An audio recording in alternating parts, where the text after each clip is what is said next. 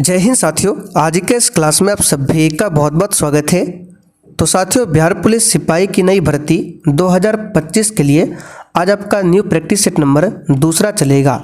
और साथियों, इस प्रैक्टिस सेट में जीके और साइंस के अलावे आपको मैथ्स और हिंदी व्याकरण के भी क्वेश्चन देखने को मिलेंगे। यानी कि मान के चलिए इस प्रैक्टिस सेट से आपका सभी विषयों की तैयारी हो जाएगा। ठीक है, तो रात के 8 बज चुके हैं। फटाफट से आप लोग लाइव चैट के साथ जुड़ जाइए। और जिन्हें बिहार पुलिस का ये नया बैच चाहिए, आपको क्या करना है, प्ले स्टोर से ये वाला एप्लीकेशन को इंस्टॉल करना है। उसके बाद बैच को कैसे ज्वाइन करना है, बैच में क्या क्या मिलेगा, वो आपको क्लास के लास्ट में बताया जाएगा। फिलहाल अभी आप लोग क्लास कीजिए। तो साथियों, आज का पहला क्वेश्चन देखिए। 1857 के संघर्ष में भाग लेने वाले सिपाहियों की सर्वाधिक संख्या कहाँ से थी? बंगाल, अवध, बिहार या फिर डी राजस्थान से? चलिए, क्वेश्चन नंबर 1 के लिए आप लोग आंसर बताइए। 1857 की जो क्रांति हुई थी, अच्छा यहाँ से क्वेश्चन बनता है कि 1857 की क्रांति की शुरुआत कहाँ से होती है? तो याद रखिएगा मेरठ से, उत्तर प्रदेश के मेरठ से, यहाँ पर लिख देते हैं। और किस तिथि से शुरुआत हुई थी? तो 10 मई से। ठीक है, उत्तर प्रदेश के मेरठ से 10 मई से 1857 की क्रांति की शुरुआत होती है। अच्छा, इस क्रांति का प्रतीक चिन्ह पूछा जाता है, क्या था? तो कमल और रोटी। ठीक है, यहाँ पर लिख देते हैं कमल और रोटी। रोटी को चपाती भी बोलते हैं, कमल और रोटी या फिर कमल और चपाती। ये 1857 की क्रांति का प्रतीक चिन्ह था। तो इस क्रांति में भाग लेने वाले सिपाहियों की सर्वाधिक संख्या कहाँ से थी? तो याद रखिएगा अवध से। तो यहाँ पर बी वाला ऑप्शन जो भी बच्चे बता रहे हैं उनका बिल्कुल सही जवाब है अवध से। चलिए, क्वेश्चन नंबर देखिए दूसरा। इन व्यक्तियों में से कौन कैबिनेट मिशन का सदस्य नहीं था? आगे अभी आपको मैथ्स और हिंदी व्याकरण के भी क्वेश्चन देखने को मिलेंगे। चलिए बताइए, क्वेश्चन नंबर 2 के लिए आंसर क्या होगा? इस प्रैक्टिस सेट में आपको सभी विषयों के प्रश्न देखने को मिलेंगे। तो कैबिनेट मिशन प्लान की बात करें तो इसके बारे में हमने आपको बताया था, ये 1946 में भारत आया था और इसमें 3 मेंबर थे। ठीक है, कितने मेंबर थे? 3 मेंबर थे। पहला था पैथिक लॉरेंस, दूसरा था एवी अलेक्जेंडर, तीसरा था स्टेफर्ड क्रिप्स। और तीनों में से अध्यक्ष कौन था? तो पैथिक लॉरेंस जो है कैबिनेट मिशन का कौन था? अध्यक्ष था। तो पैथिक लॉरेंस, एवी अलेक्जेंडर, स्टेफर्ड क्रिप्स, ये तीनों इसके सदस्य थे। जबकि यहाँ पे देखिए दिया हुआ है ऑप्शन ए विलियम वुड, ये कैबिनेट मिशन के सदस्य नहीं थे। तो यहाँ पर हमारा आंसर क्या हो जाएगा?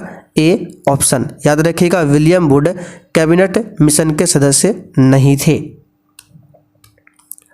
अगला क्वेश्चन देखिए।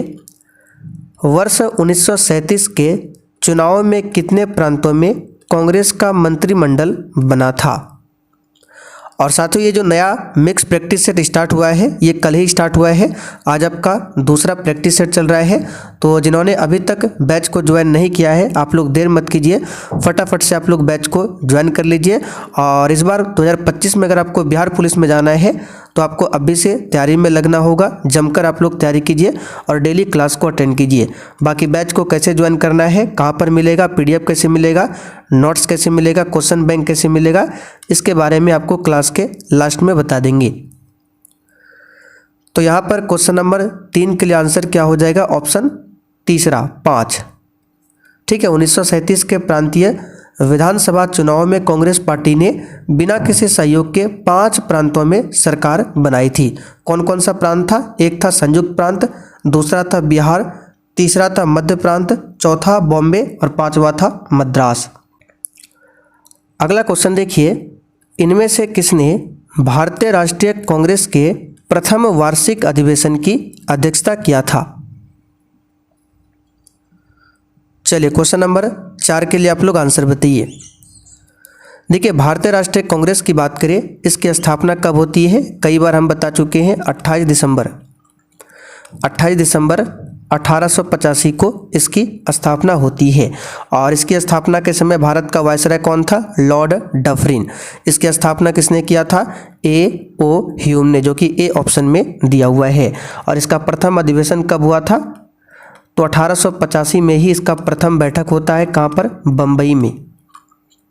और इस बैठक की अध्यक्षता किसने किया था, तो WC बनर्जी। पूरा नाम क्या है, व्योमेश चंद्र बनर्जी। तो यहाँ पर देखिए डी ऑप्शन में दिया हुआ है WC बनर्जी। अच्छा, भारतीय राष्ट्रीय कांग्रेस की अध्यक्षता करने वाली प्रथम महिला पूछे कौन थी, तो एनी बेसेंट। और भारतीय राष्ट्रीय कांग्रेस की अध्यक्षता करने वाली प्रथम भारतीय महिला अध्यक्ष पूछे तो याद रखिएगा सरोजनी नायडू। ठीक है, ये सब क्वेश्चन आपको ध्यान रखना है। और साथियों यहाँ पर ध्यान दीजिए, जो भी हम क्लास में एक्स्ट्रा क्वेश्चन बताते हैं, जैसे कि ये सारा क्वेश्चन हो गया, ये सब कुछ आपको बैच में नोट्स के रूप में लिखा हुआ मिल जाएगा। ठीक है, वन लाइनर जीके में। आगे देखिए, इनमें से किस प्रख्यात समाज सुधारक ने ज्ञान योग, कर्मयोग तथा राजयोग नामक पुस्तकें लिखी। फिर से रिपीट कर देते हैं, क्लास में जो भी हम एक्स्ट्रा क्वेश्चन बताएंगे ये पूरा आपको लिखा हुआ मिलेगा वन लाइनर जीके में। ठीक है, तो डेली आप लोग इसका रिवीजन कीजिए।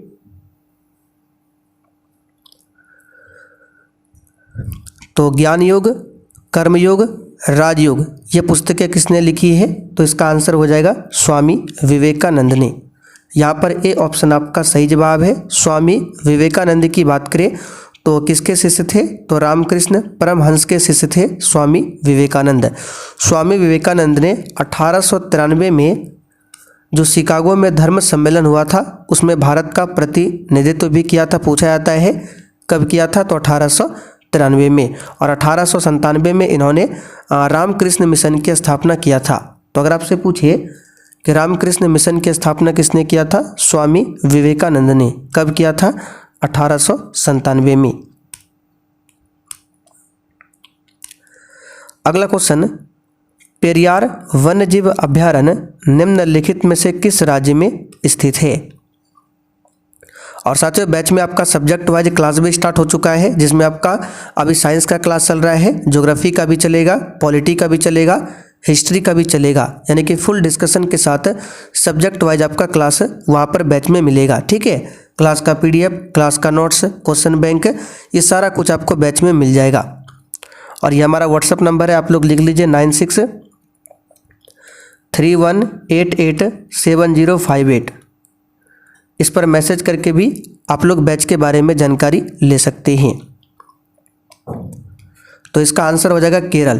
क्या हो जाएगा, केरल। और पेरियार अभयारण्य जो है जंगली हाथियों के लिए प्रसिद्ध है। तो अगर आपसे पूछिए कि कौन सा अभयारण्य जंगली हाथियों के लिए प्रसिद्ध है, तो पेरियार अभयारण्य। बांदीपुर अभयारण्य पूछे कहाँ पर है, कर्नाटक में है। गिर अभयारण्य पूछे जो कि एशियाई शेर के लिए प्रसिद्ध है, ये कहाँ पर है, गुजरात में। अगला क्वेश्चन देखिए, निम्नलिखित में से कौन सा छत्तीसगढ़ के बस्तर क्षेत्र में स्थित है। चलिए क्वेश्चन नंबर 7 के लिए आप लोग आंसर कीजिए।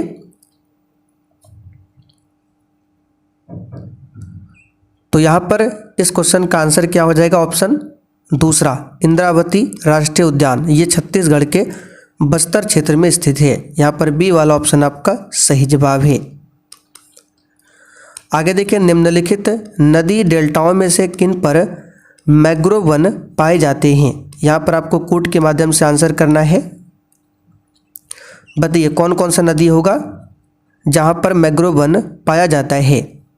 साथियों बिल्कुल आपके सिलेबस पर आधारित क्वेश्चन है, इसलिए आप लोग डेली क्लास को अटेंड कीजिए।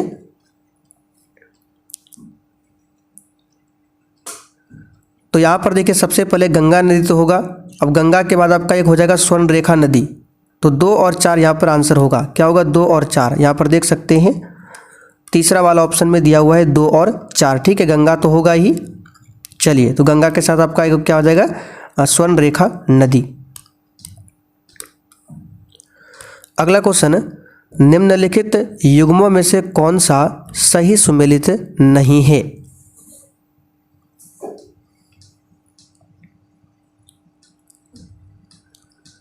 चलिए बताइए इस क्वेश्चन का आंसर। तो मिदनापुर नहर ये कंसावती नदी पर है, बिल्कुल सही है। तावा प्रोजेक्ट की बात करें तो ये तवा नदी पर है, कृष्णा नदी पर नहीं है। ये मध्य प्रदेश में एक नदी है तवा नदी, तो इसी पर है तवा प्रोजेक्ट। तो बी वाला ही ऑप्शन सुमेलित नहीं है। बाकी मैटूर डैम जो है कई बार हम आपको क्लास में बता चुके हैं, कावेरी नदी पर है। उकाई प्रोजेक्ट गुजरात में ताप्ती नदी पर है।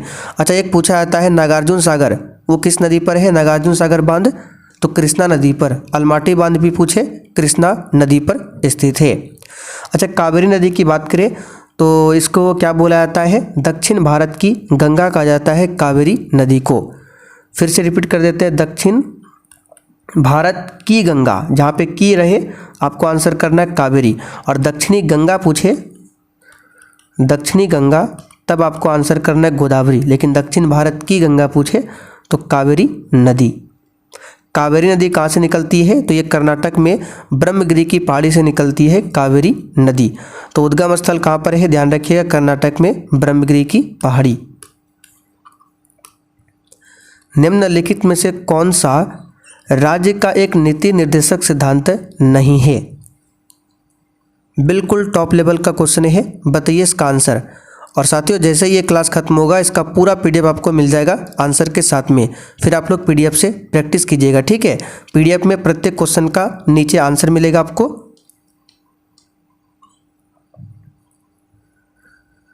तो राज्य का नीति निर्देशक तत्व, इसको आयरलैंड देश के संविधान से लिया गया है। और 36 से लेकर 51 संविधान का आर्टिकल 36 से लेकर 51 तक में क्या है? डीपीएसपी यानी कि राज्य का नीति निर्देशक तत्व है। और भाग की बात करें तो भाग 4 में तो न्यायपालिका को कार्यपालिका से अलग करना, ये डीपीएसपी यानी कि राज्य का नीति निर्देशक तत्व है। भारत के किसी भी हिस्से में निवास, ये मौलिक अधिकार के अंतर्गत आता है, ठीक है। यह आर्टिकल 19, जो आर्टिकल आपका 19(1) का ई है, इसी के अंतर्गत आता है। भारत के किसी भी हिस्से में हम लोग निवास कर सकते हैं, ये हमारा मौलिक अधिकार है, ठीक है। तो ये राज्य का नीति निर्देशक सिद्धांत नहीं है। तो आंसर हमारा कौन सा हो जाएगा? B option. बाकी समान नागरिक संहिता, ये आपका नीति निर्देशक तत्व है। स्मारकों का संरक्षण, ये सभी डीपीएसपी के अंतर्गत में आता है। समान नागरिक संहिता ये आर्टिकल 44 में है। किस में है? आर्टिकल 44 में। भारत में निम्नलिखित में से कौन सा राज्य एस्बेस्टस का सर्वाधिक उत्पादक है?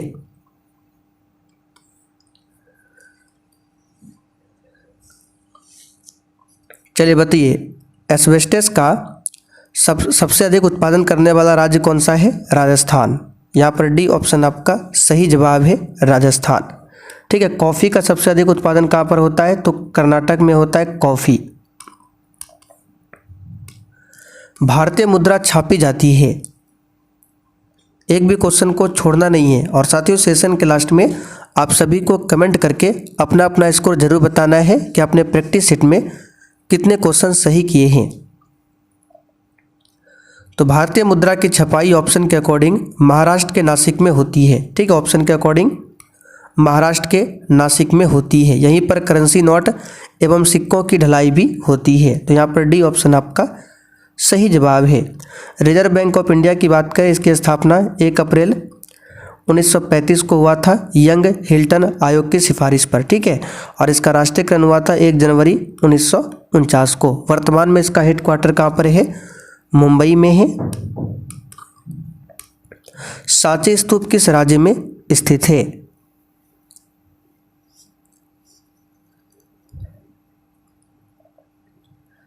चलिए बताइए 13 के लिए आंसर।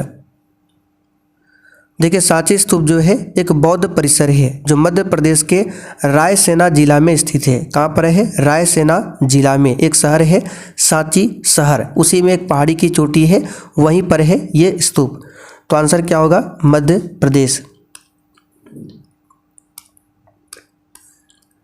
आगे देखिए, भारतीय दूरस्थ संवेदन संस्थान कहाँ पर स्थित है? तो ये आपका देहरादून में स्थित है। चलिए आगे देखते हैं। यहाँ पर आपको मिलान करना है, एक तरफ नगर है, दूसरे तरफ नदी का नाम है।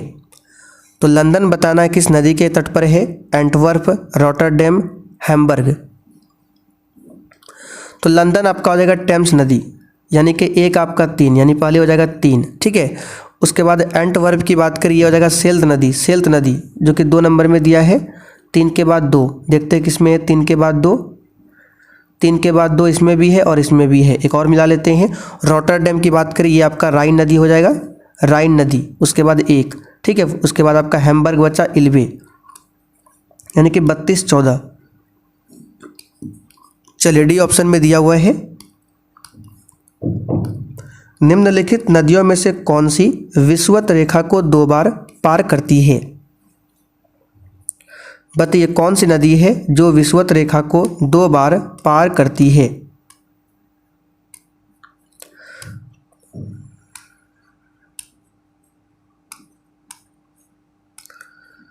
तो जैसे ये हमारा भारत का मैप हो गया,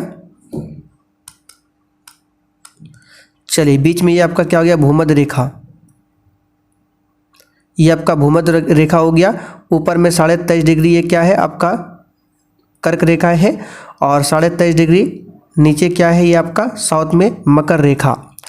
तो बोल रहा है कौन सी नदी है जो विषुवत रेखा यानी बीच वाला ये जो नदी है भूमध्य रेखा, इसको 2 बार पार करती है? तो अफ्रीका महाद्वीप में एक नदी है कांगो नदी, जिसको जायरे भी बोला जाता है, जायरे नदी या फिर कांगो नदी, ये विषुवत रेखा को 2 बार काटती है। और अफ्रीका में ही एक नदी है लिम्पोपो नदी, यहाँ पर लिख देते हैं लिम्पोपो नदी। ये क्या करती है, मकर रेखा को, ये मकर रेखा जो है इसको 2 बार काटती है लिम्पोपो नदी, और विषुवत रेखा को जायरे नदी। इस बात को ध्यान रखिएगा। अच्छा आप लोग कमेंट करके बताइए भारत की कौन सी नदी है जो कर्क रेखा को 2 बार काटती है? जिसको पता है आप लोग कमेंट करके बताइए। भारत का नाममात्र कार्यकारी प्राधिकारी कौन है? चलिए बताइए इस क्वेश्चन का आंसर क्या होगा।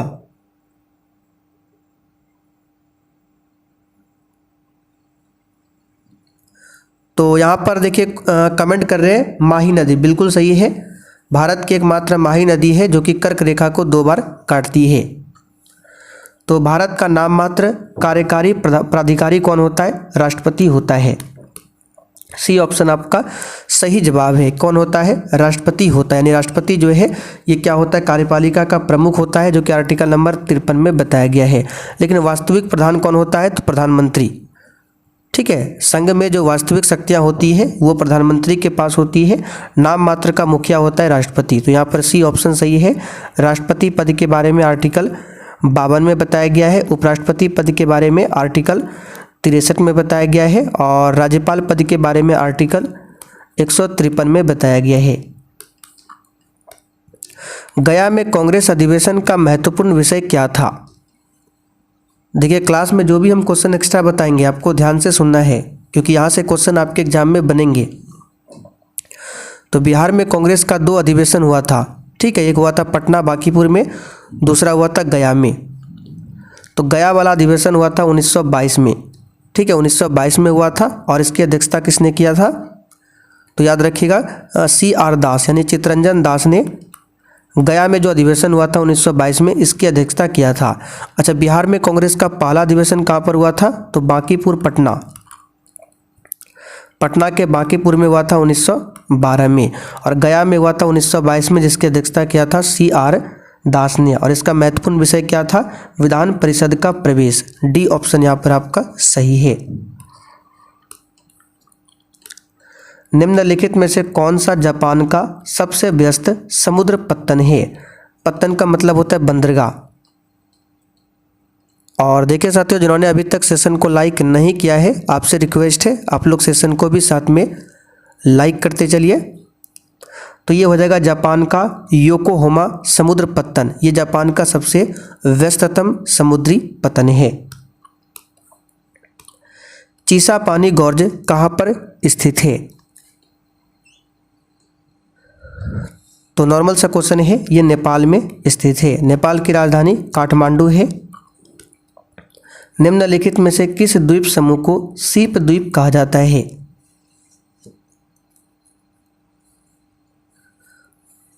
तो किस द्वीप समूह को सीप द्वीप कहा जाता है? इसका आंसर क्या हो जाएगा?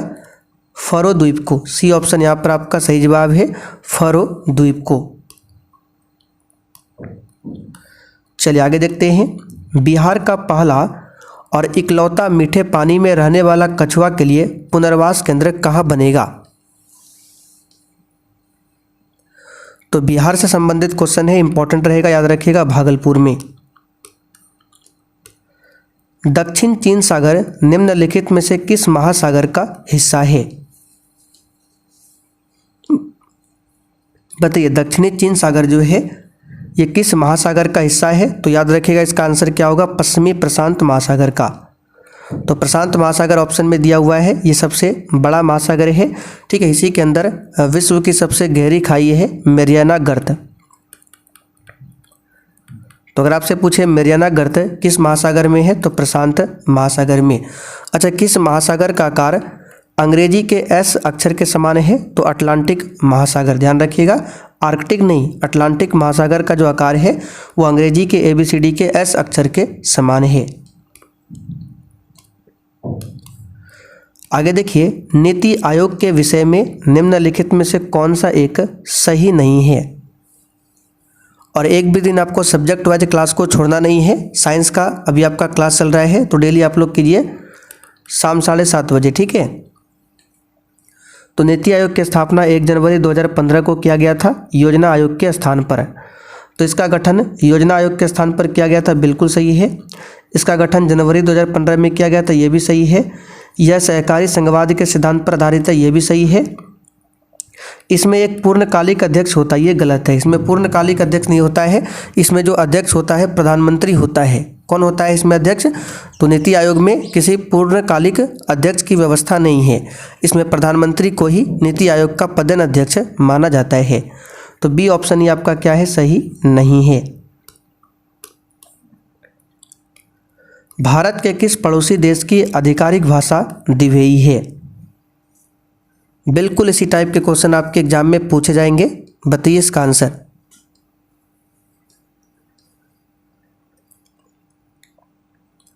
तो इसका आंसर हो जाएगा मालदीव, ठीक है। मालदीव की राजधानी कहाँ पर है? माले।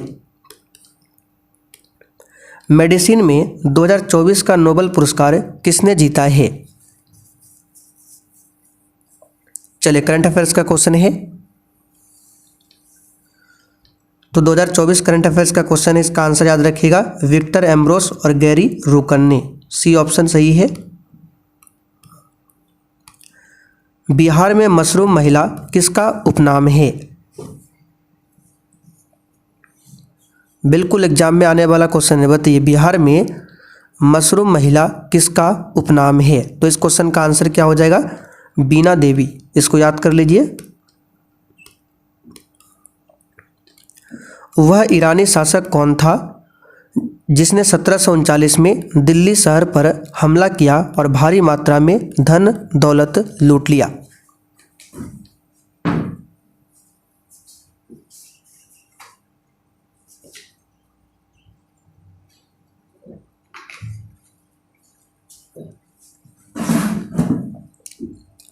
तो यहाँ पर क्वेश्चन नंबर 28 के लिए आंसर बताइए क्या हो जाएगा? ऑप्शन बी, नादिर शाह,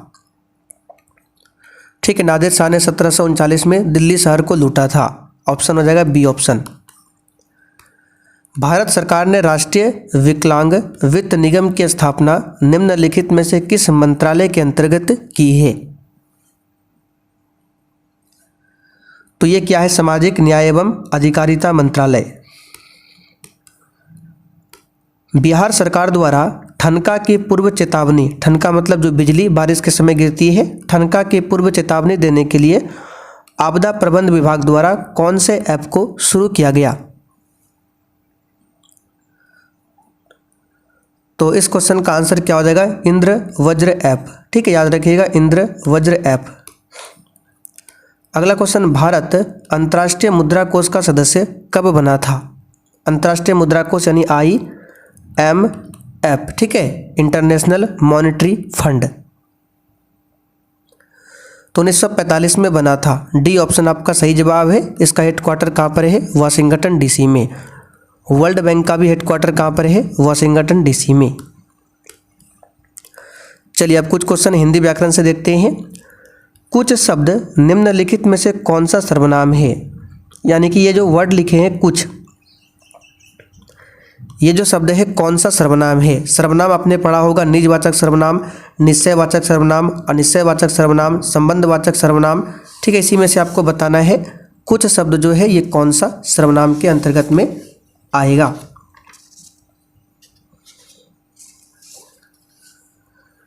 तो यहाँ पर इसका आंसर हो जाएगा अनिश्चयवाचक सर्वनाम के अंतर्गत में आएगा। ठीक है, अनिश्चयवाचक सर्वनाम किसे कहते हैं? तो इसमें क्या होता है, अनिश्चयवाचक सर्वनाम में किसी वस्तु, व्यक्ति या भाव के अनिश्चय का बोध होता है, यानी कि कुछ से कहने का मतलब होता है इसमें किसी निश्चित वस्तु या विषय का पता नहीं चलता है, तो ये आपका हो जाएगा अनिश्चयवाचक सर्वनाम। ठीक है, तो जब आप लोग सर्वनाम को व्याकरण में निकाल कर पढ़ेंगे तो उसमें जैसे यानी कि उदाहरण में भी लिखा हुआ मिलेगा कुछ, तो ये अनिश्चयवाचक सर्वनाम का उदाहरण है। और ये क्वेश्चन बिहार मध्य निषेध सिपाही में पूछा हुआ क्वेश्चन है, तो ध्यान रखिएगा। कल्पित का विलोम शब्द क्या होगा? तो कल्पित का विलोम शब्द क्या हो जाएगा? सत्य। ठीक है, क्या हो जाएगा? सत्य। अगला क्वेश्चन देखिए, एक अर्थ प्रकट करने वाले शब्दों को क्या कहते हैं? तो समान अर्थ प्रकट करने वाले शब्दों को समानार्थी शब्द कहते हैं। क्या बोलते हैं? समानार्थी शब्द। निम्नलिखित शब्द में से कौन सा शब्द कर्मधारय समास का उदाहरण है?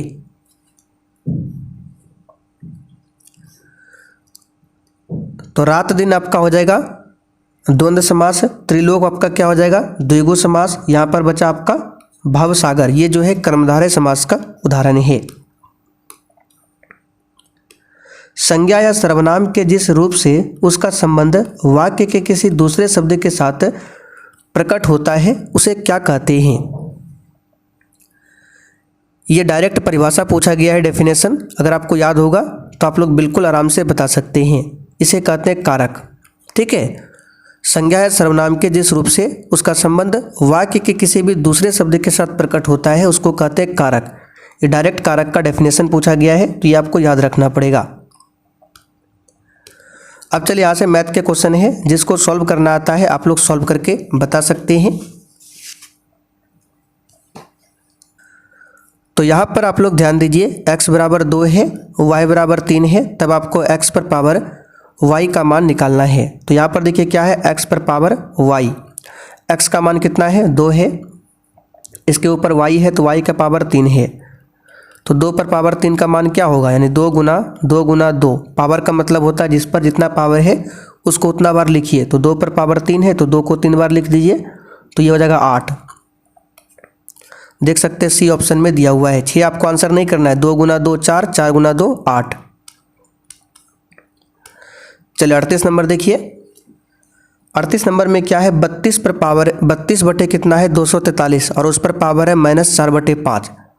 तो अगर इस तरह के क्वेश्चन में कहीं भी माइनस मिले और माइनस को अगर आपको हटाना है तो जो भी बटे में है वो उलट जाता है, यानी 32 बटे 243 है तो ये हो जाएगा 243 बटे 32, और पावर क्या है? 4/5।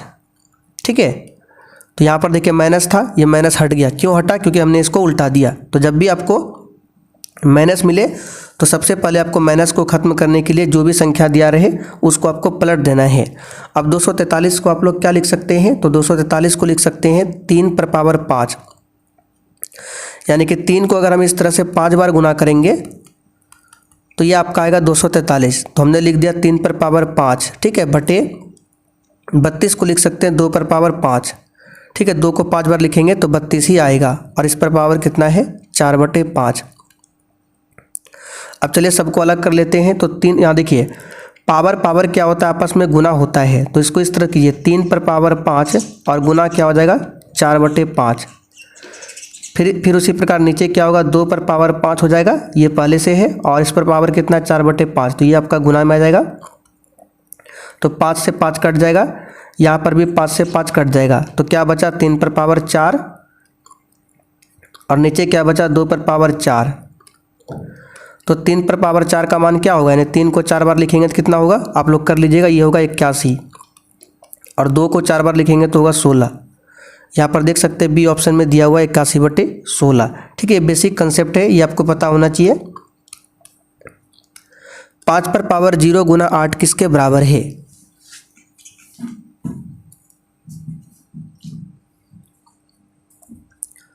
अब यहाँ पर देखिए बहुत बच्चे हड़बड़ी में 0 आंसर लगा देते हैं, जो कि उसका गलत हो जाएगा। देखिए किसी भी संख्या पर पावर अगर 0 होता है तो उसका मान क्या होता है? 1 होता है।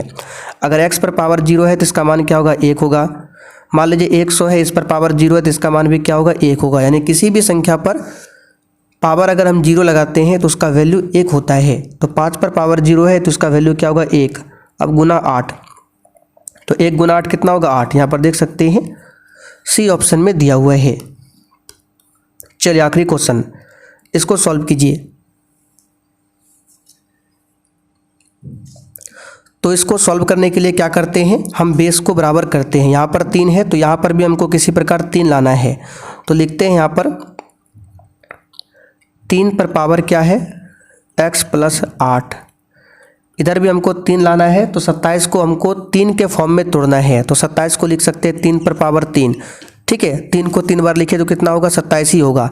तो यहाँ हम लिख सकते हैं 3 पर पावर 3। ठीक है, और आपका यहाँ पर क्या है 2x प्लस 1 पहले से है। तो 27 को हमने लिख दिया 3 पर पावर 3 और 2x प्लस 1 है, इसको उतार दिया। ठीक है, अब बेस से बेस आपका क्या होता है कैंसिल होता है, ये बेसिक कंसेप्ट है। तो पावर क्या बचा x प्लस 8 और इधर क्या बचा 3 इंटू 2x प्लस 1। तो 3 से गुना कर दीजिए, 3 गुना 2x 6x प्लस 3 गुना 1 3। अब यहाँ से x माइनस इधर आएगा तो 6x हो जाएगा बराबर 3, इधर से 8 जाएगा तो माइनस 8। तो माइनस 5x बराबर क्या बच जाएगा माइनस आपका 5, माइनस माइनस कैंसिल, x बराबर 5/5 यानी कि आपका आ जाएगा 1। यहाँ पर देख सकते हैं डी ऑप्शन में दिया हुआ है। तो साथियों उम्मीद करते हैं ये सेशन आपको पसंद आया होगा और आप लोग कमेंट करके बताइएगा कि मैथ के क्वेश्चन में आपने कितने क्वेश्चन सही किए हैं। अब जो भी साथी चैनल पर पहली बार आए हैं और आपको बिहार पुलिस का बैच चाहिए तो आइए आपको बता देते हैं कैसे ज्वाइन करना है बैच को। तो यहाँ पर ध्यान दीजिए, सबसे पहले आपको प्ले स्टोर से ये एप्लीकेशन इंस्टॉल करना है। नाम देख लीजिए सही से। तो जैसे आप लोग इंस्टॉल करेंगे आपको ऑल कोर्स पर क्लिक करना है, फिर ऊपर में ही बिहार पुलिस का बैच है, यहाँ बाय नाउ का ऑप्शन आएगा तो बाय नाउ करके बैच को परचेज कर सकते हैं। बैच में आपको क्या क्या मिलेगा, डेली क्लास मिल जाएगा, डेली आपको सब्जेक्ट वाइज क्लास मिल जाएगा फुल डिस्कशन के साथ में। दोनों क्लास का PDF आपको आंसर के साथ मिल जाएगा। छोटा छोटा जो सब्जेक्ट वाइज शॉर्ट नोट्स होता है जहाँ से एग्जाम में क्वेश्चन डायरेक्ट पूछा जाता है वो आपको मिल जाएगा। बूस्टर नोट्स में आपको क्या मिलेगा, तो जो भी क्लास में हम आपको एक्स्ट्रा क्वेश्चन बताते हैं वो 1 लाइनर फॉर्म में लिखा हुआ मिल जाएगा। और एक चीज़ इसमें ऐड किए हैं, स्पेशल बिहार जीके जो है उसका भी नोट्स आपको मिल जाएगा। ठीक है, पिछले 12-13 साल का बिहार पुलिस का क्वेश्चन बैंक भी मिल जाएगा। ये सारा कुछ आपको मिलेगा मात्र 139 में। तो आप लोग देर मत कीजिए, अगर आपको सच में बिहार पुलिस में जाना है तो आप लोग अभी से तैयारी में लग जाइए। और किसी भी प्रकार की समस्या हो तो यहाँ ऊपर ही एप्लीकेशन में आपको हमारा कॉन्टैक्ट नंबर मिल जाएगा, व्हाट्सएप नंबर, मैसेज करके जानकारी ले सकते हैं।